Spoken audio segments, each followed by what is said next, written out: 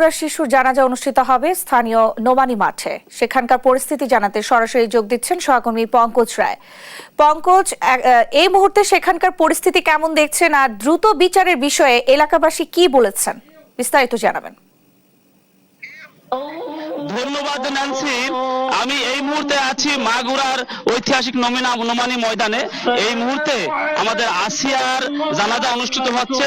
এখানে জানাজাতে জানাজাতে হাজির হয়েছেন আবুল সার্জিস আলম, ঢাকা মহানগর দক্ষিণ সদস্য সচিব রবিউল ইসলাম নয়ন, হেফাজতের মামুনুর হক সাহেব, এনারা সবাই এই জানাজায় এসে এইমাত্র জানাজা শেষ হলো। জানাজা শেষ হওয়ার সাথে সাথে তাকে তার গ্রামের বাড়ি জারিয়া গ্রামে নেওয়া হবে। আপনারা দেখুন, এই যে জানাজা শেষ হয়ে যাওয়ার পরবর্তীতে জানাজার কফিনটা নিয়ে এখনই